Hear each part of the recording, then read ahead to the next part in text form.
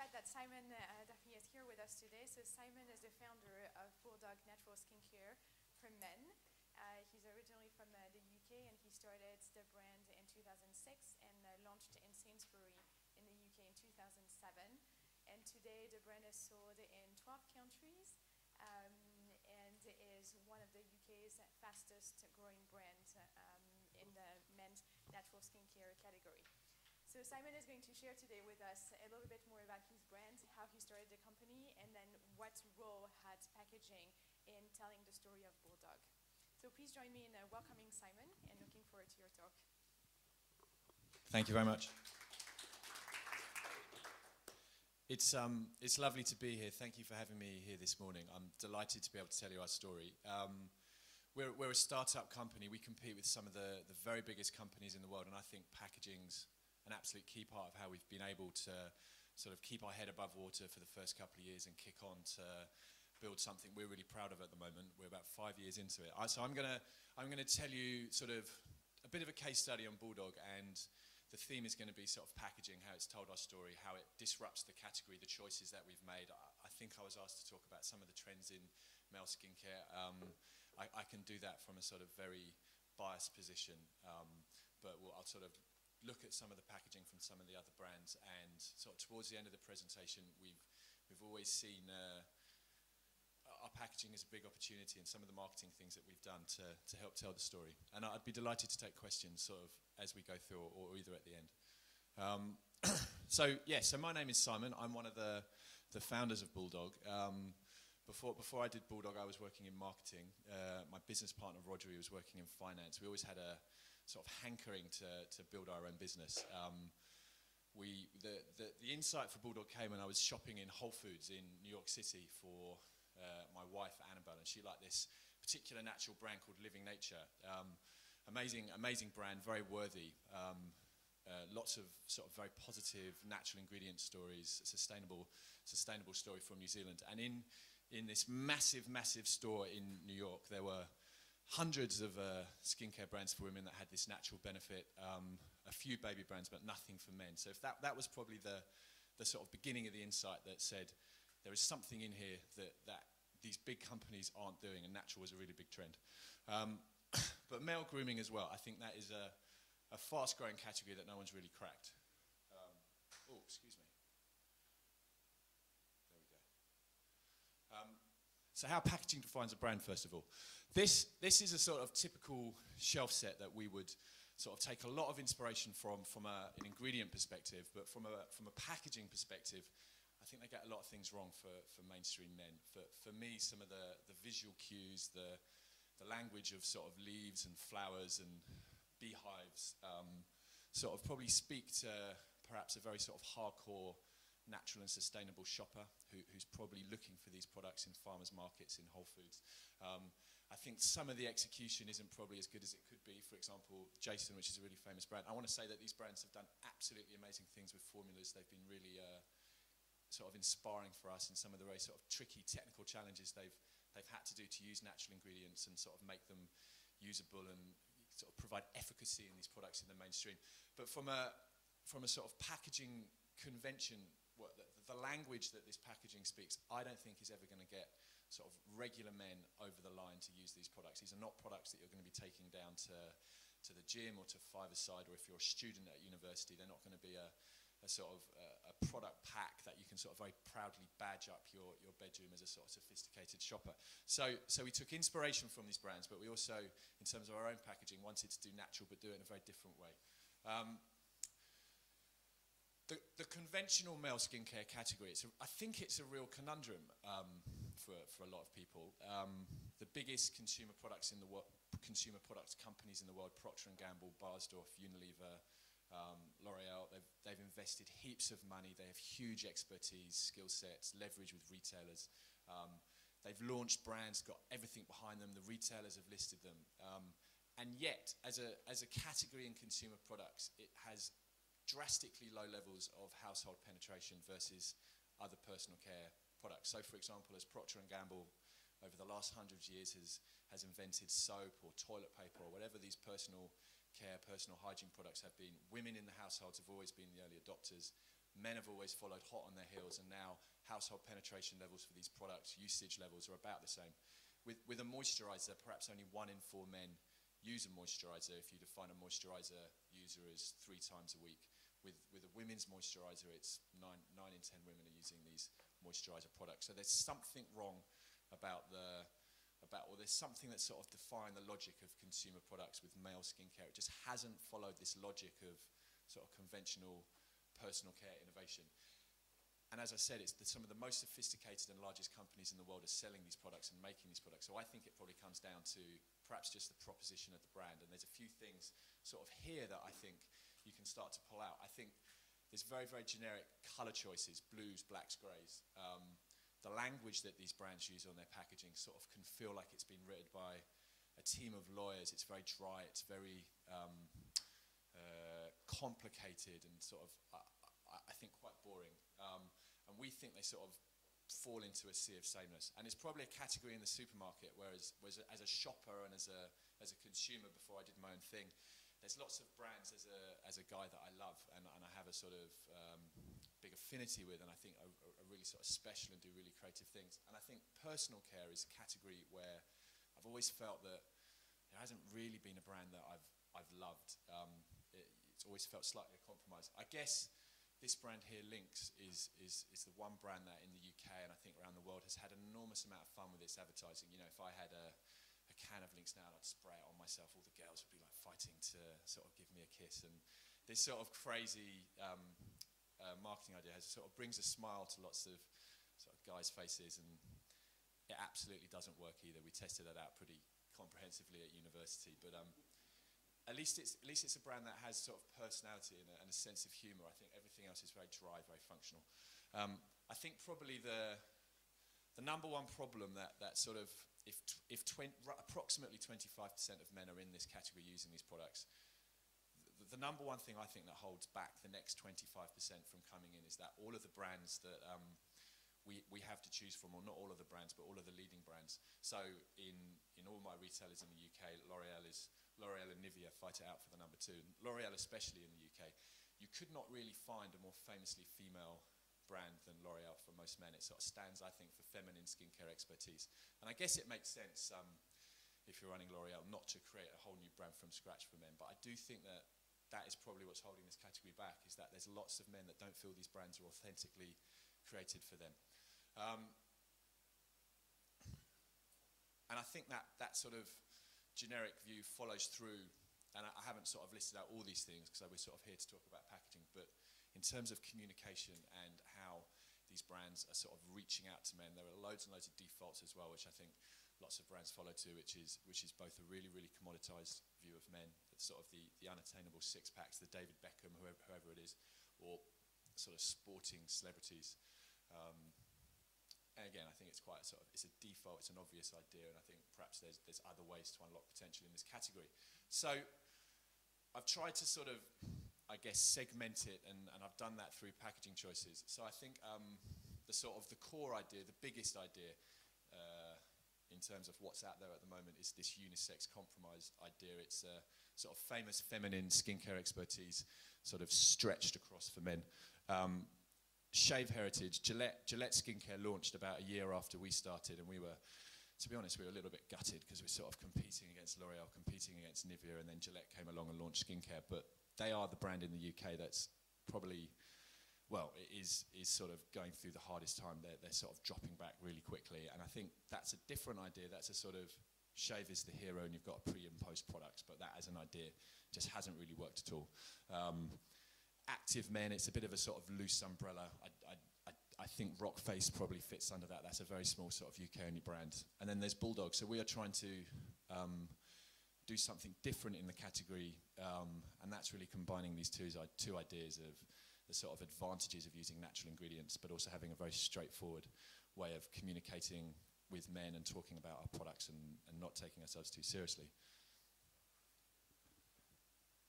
So I guess I guess the Bulldog wasn't an obvious place to start just as a core brand idea. He's a little bit fat, wrinkly, I guess. He's sort of more at home, sort of lazing in front of your fire, stealing your sandwiches, than he is sort of chasing sticks around. But immediately that for us was a sort of antidote to the sort of impossible ripped abs, sort of sporting celebrity, sort of the over-the-top, you know, like we've seen the ads of the Hollywood superstar who jumps a sports car through a sort of flaming fire and then punches someone out and then sort of takes the girl on a date in a helicopter or something. It was just a little bit different, we thought, highly memorable. We think there's lots of really amazing qualities in the Bulldog that we can use to build affinity with men. So he's loyal, tenacious, dogged. We sort of sum him up as man's best friend. So that's our core thought, our organising idea. You know, one of the challenges we have is to sort of take these amazing ingredients that we have in our products, these natural ingredients, and just find a new language so that we can talk about them and build awareness and understanding for these products with men in using different language and different sort of packaging conventions to how you would approach it if you were doing either baby skincare or female skincare. I won't talk about this for very long, but sort of behind the way we've sort of sliced and diced the competition, there's a very authentic effort running through the whole company to really disrupt the category in other ways. So there's a whole load of ingredients that we won't use: parabens, sodium lauryl sulfate, lots of increasingly controversial chemicals that are sort of, a lot of people will say are absolutely safe, but increasingly there are people who are drawing attention to them and saying perhaps these are things that people should phase out if they're using them sort of morning and evening every day all through their lives. But then there's a really positive story about what goes into these products: essential oils, amazing natural actives.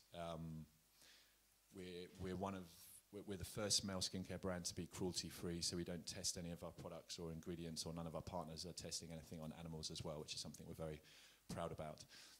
Everything's up there on our website, so people who are curious about our products or want to discover more, we're just sort of very open and honest about how natural these products are. If none of our products are 100% natural, but they sort of fall between 97 to 99% naturally derived.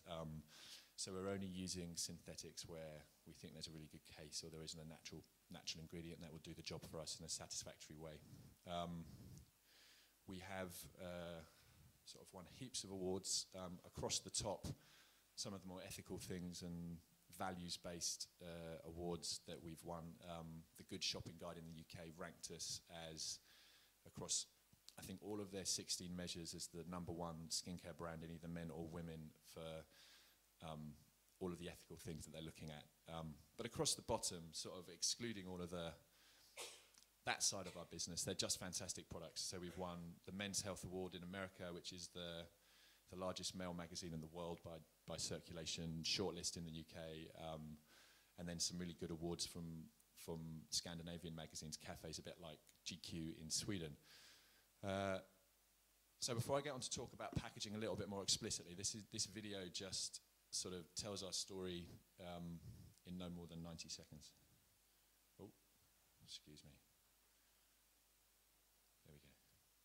1, 2, 3, 4. Why does everything feel the same? Frankly, it's becoming impossible to pick a product out of the endless sea of blues, blacks and greys. Why do half the products come out of my girlfriend's handbag? We're sick of for-men versions of girls' brands. Why can't brands be designed just for us? Why do all these companies take themselves so seriously? We've given up on max power language. Who needs an alpha hydrating NMX Hydra solution? What's it all mean? It's time for something new. It's time to reclaim that bathroom. Meet the Bulldog. Hardly nature's prettiest beast, nor the most athletic. But when push comes to shove, who would you rather have by your side? A friend for life and a daily companion, all wrapped up in a nice little package. The Bulldog range is no nonsense, talking to men in the same way that men talk to each other. A big story delivered with style and humour. Industry-leading natural formulations loaded with amazing natural ingredients. Ginseng, green tea, bergamot, armoise and many more come together to deliver a unique natural grooming experience. And of course, all the Bulldog products are free from parabens, sodium lauryl sulfate, artificial colours and artificial fragrances. It's time for something new. Meet the Bulldog.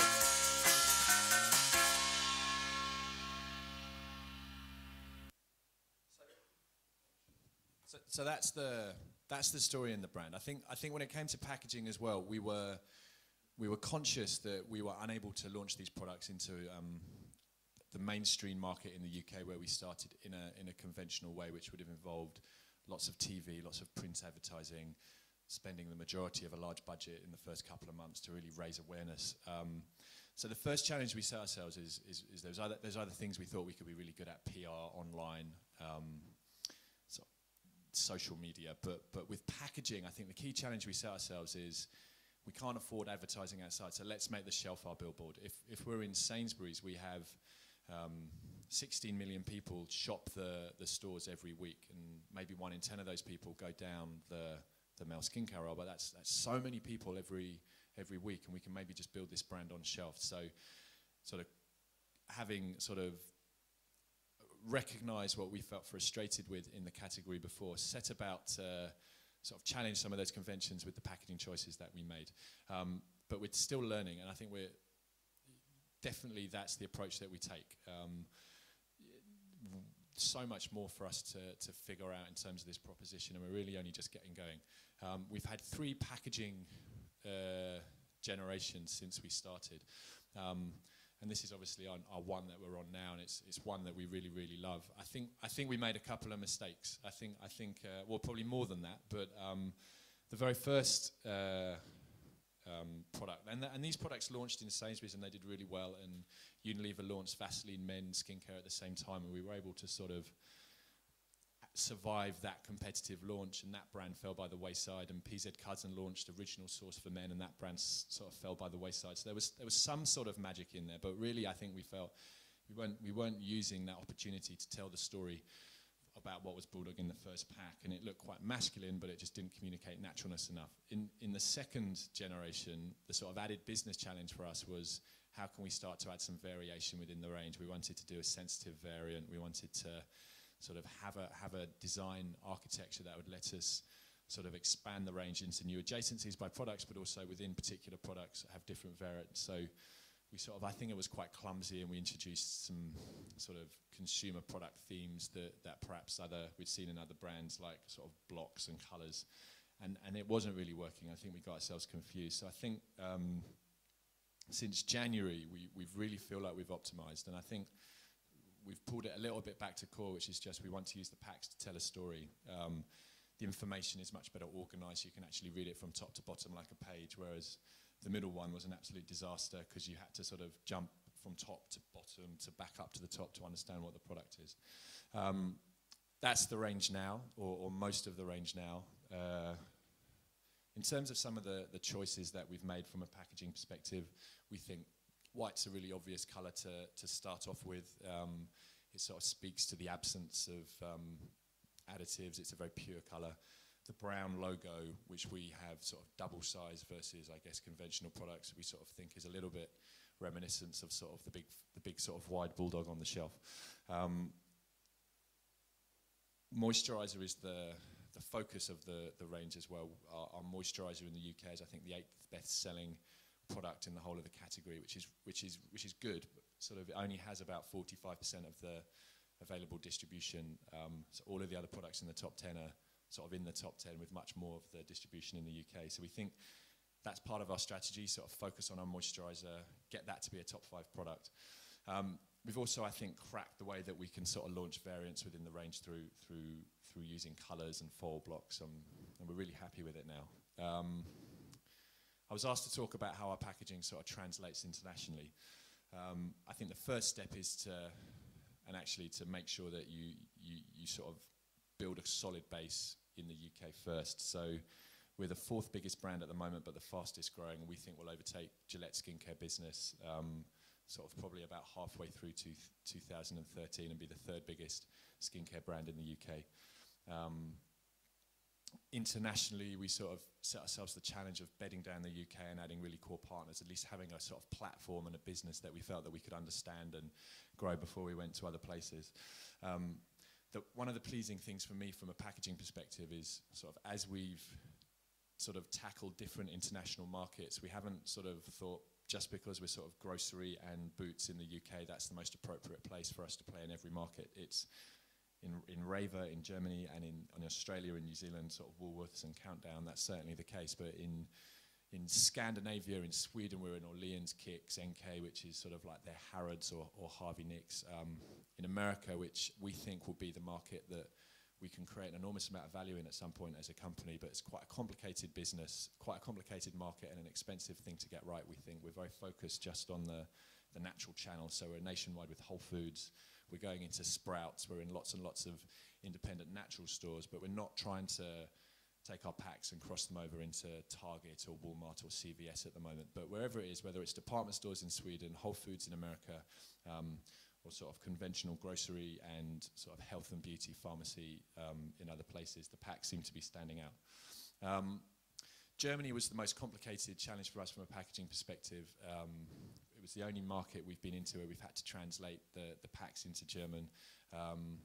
It was a learning experience for us because what started as an exercise just in literal translation, we had to actually think through whether some of the stupid jokes that we have on the back or some of the sort of tonality of the brand translates. I think the other thing that we found which surprised us is, and perhaps naively, as we thought sort of in the UK, having formulated all these products under the EU cosmetic and sort of the common market where we'd be able to just sell these products any country that we go into, and actually there was lots and lots of regulatory work that we had to do in addition to the standard stuff to make them comply with sort of German convention, and we've also found the same going into Spain recently. And we had to change other things and get them signed off, but it was a really good experience for us to sort of see whether the brand could translate into other countries. But everywhere else in the world, we've using the same pack, whether that's America, Scandinavia, Spain. Packaging that attracts attention and motivates buyers. I mean, as I sort of said, the sort of the test that you should probably hold us to is whether we're doing a good job on the shelf using it as our billboard. Waitrose on the right, I think we probably do quite a good job, although there's now Rockface have come along and they've also got quite a similar colour scheme. Boots, again, it's a really, really important account for us to get right.